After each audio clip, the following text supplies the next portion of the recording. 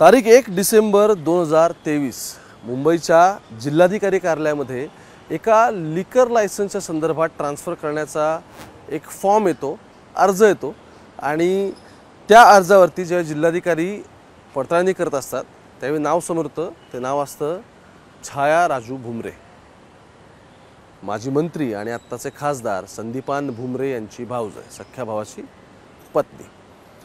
हे नाव समोर येतं. जिल्हाधिकारी डॉक्युमेंट चेक करतात. FL2चं लायसन्स असतं, ज्याचं आपल्या बोलीभाषेमध्ये त्याला म्हणायचं असेल तर मद्य विक्रीचं ते लायसन्स असतं. FL2 FL3 असे वेगवेगळे त्याच्यामध्ये प्रकार असतात. तर हे लायसन्सची विक्री असते आणि ती विक्री करण्यासाठीचा अर्ज येतो. तो अर्ज आल्यानंतर कळतं की अशी व्यक्ती आहे. पण मुद्दा असा आहे की ज्या लायसन्सचं ट्रान्सफर मुंबईतल्या जोगेश्वरीमधून संभाजीनगरमधल्या एका गंगापूरमध्ये करायचं असतं, गंगापूरमधल्या गावामध्ये, ती प्रक्रिया एक्साईज डिपार्टमेंट, राज्य उत्पादन शुल्क विभागाची औरंगाबाद डिव्हिजन, मुंबई डिव्हिजन आणि प्लस मुंबईचे कलेक्टर यांना सगळ्यांना हाताशी धरून फक्त 5 ते 6 दिवसात राबवली जाते. आणि इंटरेस्टिंगली ज्यावेळी घटना घडते त्यावेळी संदीपान भुमरे आत्ता खासदार आहेत, पण तेव्हा ते रोजगार हमीचे मंत्री असतात राज्य सरकारमध्ये. आणि त्यांच्या आशीर्वादाने हे सगळं प्रकरण पुढे जाण्यासंदर्भात माहिती समोर येते. या सगळ्याचे डॉक्युमेंट्स मी आज घेऊन आलेलो आहे. तारखा, त्यानंतर भुमरे यांचा या सगळ्यातला इंटरफरन्स कसा आहे आणि एरवी कासवगतीने चालणारं सरकार ज्यावेळी स्वतः मंत्री महोदयांचे विषय असतात त्यावेळी ते 4 ते 5 दिवसात इतकी मोठी प्रक्रिया ज्याची इतकी पडताळणी करावी लागते ती कशी पटकन करते. आणि सगळ्यात शेवटचा यातला प्रश्न म्हणजे काय, तर ज्याचं आपल्याला उत्तर शोधायचं आहे. पेनाने सरकारी कागदपत्रांवरती तारखा टाकून या तारखांची जी सगळी झोल करण्यात आलेला आहे तो नक्की सरकारी अधिकारी कशासाठी करतायत हे पाहणं अत्यंत महत्त्वाचं आहे. संदीपान भुमरेंच्या भावजयच्या नावाने आणि सगळ्यात महत्त्वाचं म्हणजे त्यांच्यासोबत भुमरेंचे जे आधीचे स्वीय सहाय्यक होते त्या स्वीय सहाय्यकाच्या पत्नीच्या नावाने सुद्धा आणखी एक लिकर लायसन्स गेलं. ते कशा पद्धतीने गेलं या सगळ्याची आजची स्टोरी. नमस्कार, मी ओमकार आणि मुंबई तकमध्ये तुमच्या सगळ्यांचं स्वागत. सुरुवातीला मी 1 डिसेंबरचा उल्लेख केला होता, पण ही स्टोरी ऐकण्यासाठी थोडं अलीकडे जावं लागेल. तारीख आहे 13 ऑक्टोबर 2023. 13 ऑक्टोबरला ग्रुप ग्रामपंचायत पांढरओहळ या ठिकाणी एक अर्ज येतो. अर्ज असतो परत त्याच व्यक्तीच्या नावाने, नाव आहे छाया राजू भुमरे, भुमरेंची भाऊज आहे. एक महिला एका ग्रामपंचायतीकडे अर्ज करते की मला या ठिकाणी एक देशी दारूचं दुकान सुरू करायचं आहे. मग जर देशी दारूचं दुकान त्यांना सुरू करायचं आहे तर ग्रामपंचायत 13 तारखेला या सगळ्या संदर्भातली, बघा अर्ज कधी येतो अप्लाय करायचा, 13 तारखेला होतो, 13 ऑक्टोबरला. 13 ऑक्टोबरलाच ऑर्डिनन्स निघतं. म्हणजे काय निघतं, 13 ऑक्टोबरलाच ग्रुप ग्रामसभेच्या या सगळ्या सभेचा तिथे ठराव मांडण्याचा निर्णय ग्रामपंचायत घेते. ग्रामपंचायत एकाच दिवसात की आपल्या गावामध्ये कोणाला तरी देशी दारूचं दुकान सुरू करायचं आहे तर त्याला आपण मदत केली पाहिजे असं म्हणून त्याच्यासाठी ठराव बोलवते, ठराव पास करते. ठराव कोणत्या ह्याच्यात पास करते तर ग्रामसभा घ्यावी लागते.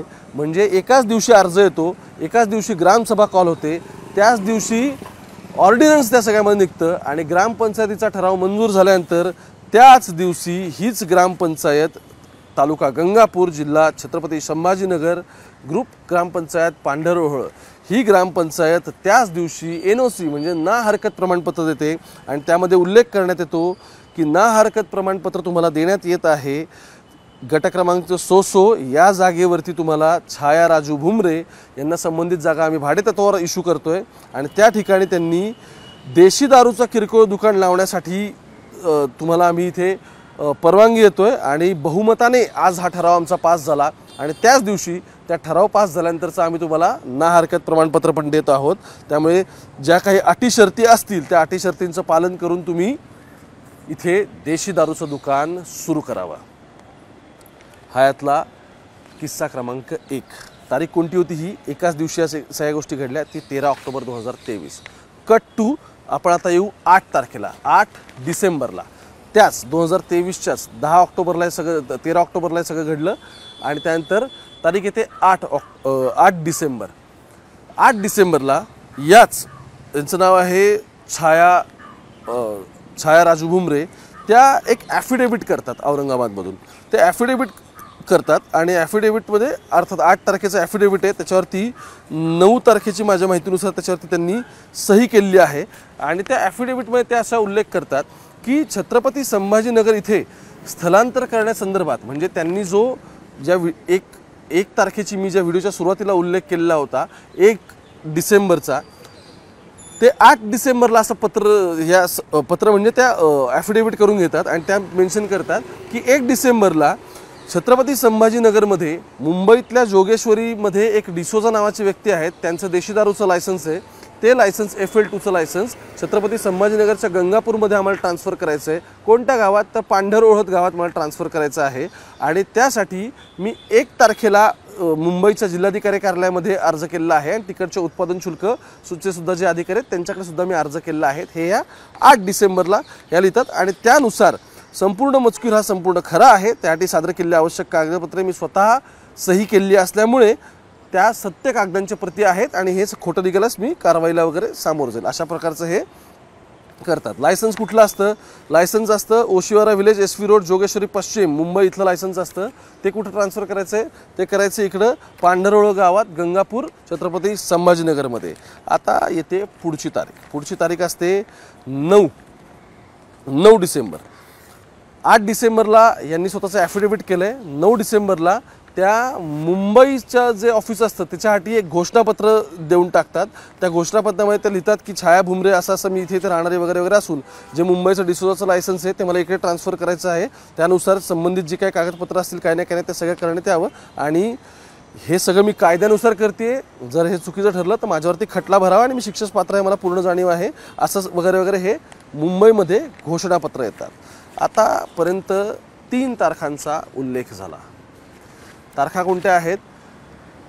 1 डिसेंबर, ज्या 1 डिसेंबरला मी मुंबईमध्ये ट्रान्सफर करण्यासंदर्भातली ऑफिशियल कागदपत्रांची पूर्तता केलेली आहे आणि ती प्रोसेस इनिशिएट केली आहेत हे त्या सांगतायत.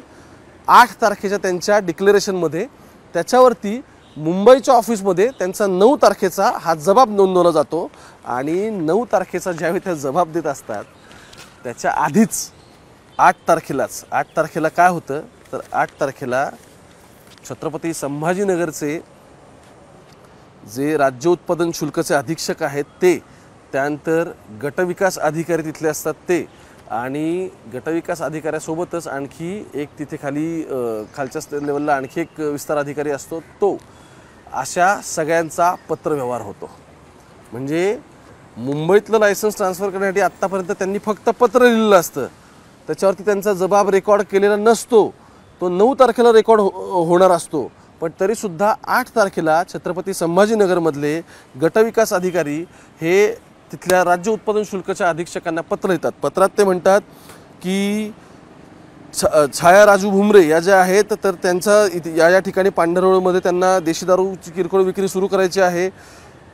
तर 13 ऑक्टोबरला त्या ग्रामपंचायतीने जो ना हरकत प्रमाणपत्र दिलं होतं आणि जो ठराव केलेला होता त्या ठरावाच्या आधारे त्या गावकऱ्यांना या सगळ्या संदर्भात काही प्रॉब्लेम नाही आहे तर देशी दारूचं दुकान तिथे सुरू करण्यात यावं समक्ष या सगळ्याची आम्ही पाहणी केलेली आहे आणि त्यामुळे संबंधित ठरावसुद्धा विधिवत आणि वैध असल्याचं मी स्वतः हे केलेलं आहे आणि त्यामुळे या ग्रामसभेच्या ठरावाच्या अनुषंगाने कार्यालयाची म्हणजे BDO गटविकास अधिकाऱ्याची याला काहीच प्रॉब्लेम याला नाही किंवा हरकत घेण्यात येत नाही, कळवण्यात यावे. गटविकास अधिकारी लिहितो पत्र कोणाला तर उत्पादन शुल्क एक्साईज सुप्रिटेंडंटला.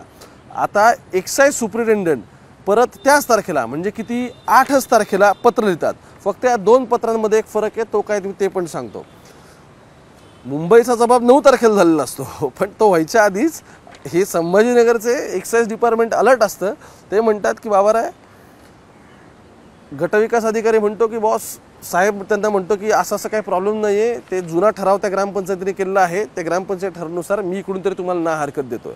मग त्याच्यावरती गटविकास अधिकारी पंचायत समिती गंगापूर तालुका गंगापूर जिल्हा छत्रपती संभाजीनगरला हे पत्र लिहितात. कोण? अधीक्षक पत्र पाठवतात. ते असं म्हणतात की ग्रामसभेच्या ठरावाचे सभावृत्तांत सादर केलेले आहे, सदर प्रत तुम्ही जोडलेले आहे आणि तुम्ही जे मला पत्र लिहिलं त्याच्यावरती मी अभिप्राय वगैरे हा संपूर्ण दिलेला आहे आणि त्यांना ह्या सगळ्या प्रकरणामध्ये आपण ही एक्साईजचं जे तिकडून मुंबईवरून ते लायसन्स इकडे ट्रान्सफर करतायत ते ट्रान्सफर करून मी इकडे मंजूर करतो आणि त्यांना त्या ठिकाणी देशी दारू विकण्याची आपण पांढरओळ गावात परवानगी द्यावी.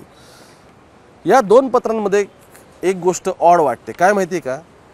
जे अधीक्षकांना पत्र लिहिण्यात आलेलं आहे एक्साईजच्या संभाजीनगरच्या, त्याच्यावरती तारीख प्रिंटेड आहे 8/12/2023, पण जे अधीक्षकांकडून परत गटविकास अधिकाऱ्याला इकडं खाली पत्र गेलेलं आहे या सगळ्यामधलं, त्या पत्रावरती महिना आणि वर्ष हे दोन्ही प्रिंटेड आहेत, पण 8 जी तारीख आहे ती मात्र पेनाने टाकलेली आहे, ह्याच्यावरती पेनाची तारीख. आता इथे सगळा झोल आहे. झोल काय आता आपण समजून घेऊ. ग्रामपंचायत एकाच दिवशी सगळे ठराव पास करते, ठीक आहे. म्हणजे एकाच दिवशी ज्या दिवशी तुम्ही अप्लाय केलेलं आहे की मला इथे दारूचं दुकान सुरू करायचं आहे, त्या दिवशी ग्रामसभा पण बोलून येते, ती ठराव पण करते, ती लगेच तुम्हाला ना हरकत प्रमाणपत्र पण देऊन टाकते. त्या ना हरकत प्रमाणपत्राच्या जोरावरती मुंबईमध्ये अप्लाय केलं जातं. कधी 1 तारखेला मुंबईच्या जिल्हाधिकाऱ्यांनी तिथले एक्साईजचे जे अधिकारी त्यांच्याकडे की हे असं लायसन्स आम्हाला तिकीट ट्रान्सफर करायचं आहे, बरोबर, तिकीट ट्रान्सफर करून तुम्ही दारू कुठे विकणार आहात त्याची तुमच्याकडे परवानगी आहे का? तर आहे, ग्रामसभेचा ठराव आमच्याकडे आहे. आता ते होईपर्यंत त्याच तारखांना म्हणजे मुंबईचे जे एक्साईजचे अधिकारी आहेत ते जबाब लिहून घेणार असतात, तर त्याच्या आदल्याच दिवशी संभाजीनगरचे जे सगळे अधिकारी असतात ते संभाजीनगरचे अधिकारी लगेच त्यांच्यामध्ये पत्रव्यवहार करतात आणि अधिकृतरित्या ते काय करतात, तर ते BDO म्हणजे गट विकास तिथला अधिकारी आणि एक्साईजचा अधीक्षक सुप्रिटेंडंट याचा, या दोघांमध्ये लगेच पत्रव्यवहार होतो. ते पण म्हणतात की काय प्रॉब्लेम नाही आहे, ह्यांना आपण सगळं देऊन टाकू. आता हे झालं या बाबतीतलं प्रकरण, बरोबर. या सगळ्या प्रकरणातलं त्यांचं सेल्फ डिक्लेरेशन आहे, त्यानंतर त्यांचं जबाब सगळ्या नोंदवण्यात आलेला आहेत. या तारखापर्यंत असं कळतं की बाप रे, म्हणजे प्रशासन किती ज्याला आपण एरवी म्हणतो की कासवाच्या गतीने प्रशासन चाल करतं, तर या प्रकरणात मात्र तसं झालेलं नाही. या प्रकरणामध्ये प्रशासनाने 6 ते 8 दिवसामध्ये फटाफट, 6 ते 8 पण नाही, 8 आणि 9 तारीख या 2 तारखांमध्ये पटापट सगळ्या गोष्टी ट्रान्सफर करून घेतल्या. आधीच्या तारखांचे त्याला हवाले जोडले आणि लगेचच भुमरेंच्या भाऊजाईसाठी लायसन्स ट्रान्सफर केलं. हा सेम प्रकार आणखी एका गावामध्ये घडला, जिथे यांचे भुमरेंचे सुयसहायकाच्या पत्नीच्या नावाने देशी दारूचं लायसन्स गेलं. त्या ठिकाणी तर गटविकास अधिकाऱ्याने वरती अहवाल पाठवला एक्साईज डिपार्टमेंटकडे. एक्साईजचे अधीक्षक म्हटले हो ठीक आहे, त्या संबंधित गावाने पण दिलेलं आहे तर तुम्ही ते करून टाका. आता या सगळ्यामध्ये ज्यावेळी ह्या सगळ्या प्रकरणामध्ये तिथला BDO, त्यानंतर तिथला सुप्रिटेंडंट, त्यानंतर परत उपअधीक्षक जो असतो एक्साईजचा तो, त्याच्या व्यतिरिक्त जो कोणी कलेक्टर तिथे ऑथॉरिटी म्हणून असतो, या सगळ्यांना ज्यावेळी आता औरंगाबाद खंडपीठाने नोटिसेस पाठवल्यात, त्यावेळी एका गटविकास अधिकाऱ्याने सांगितलं की माझ्याखाली एक विस्तार अधिकारी होता, त्याने ग्रामपंचायतीचा जो ठराव तिथे होता, जो ऑर्डिनन्स पास केलं, त्या सगळ्यावरती तो तिथे वॉच ठेवून होता, त्याचं नाव मेन्शन केलं. ज्यावेळी RTI टाकण्यात आला त्यावेळी असं कळलं की असा कोणताही तिथे अधिकारी त्यावेळी उपस्थित नव्हता, नाही त्या ठरावावरती त्याने कुठे सही केलेली आहे. आणि यामुळेच आता गटविकास अधिकारी असेल, त्यानंतर हे सगळे एक्साईजचे सुप्रिटेंडंट, डेप्युटी सुप्रिटेंडंट असतील, किंवा त्या क्षणी या सगळ्यामध्ये जी माणसं होती, या सगळ्यांना आता बॉम्बे हायकोर्टच्या औरंगाबाद खंडपीठाने नोटिसा पाठवल्यात. आता भुमरेंचं असं म्हणणं आहे की या सगळ्या प्रकरणात मी कुठेही सही केलेली नाही आहे. तर साहेब तुमची सहीची गरजच काय? त्यावेळी एक्साईज मिनिस्टर तुमच्याच पक्षाचे माझ्या माहितीनुसार शंभूराज होते. तुमच्याकडे त्यावेळी मंत्रिपद कोणतं होतं? रोजगार हमीचं, रोहियोचं तुमच्याकडे आणि फलोत्पादन मंत्रिपद होतं. पण मुद्दा असा आहे, तुमची सही जरी नसली तर तुम्ही दिलेला आशीर्वाद आणि ह्या तारखा सगळं सांगतायत. तुम्हाला काय वाटतं या सगळ्यावरती नक्की कळवा, कारण तुमचा जो अभिप्राय आहे तो त्याच्यावरती आम्ही तुम्हाला आणखी असे महत्त्वाचे व्हिडिओज देत असतो. पण अशाच बातम्यांसाठी मुंबई तक पाहत राहा. कॅमेरा पर्सन गोपाळ सोबत मी ओमकार, थेट पुण्यावर.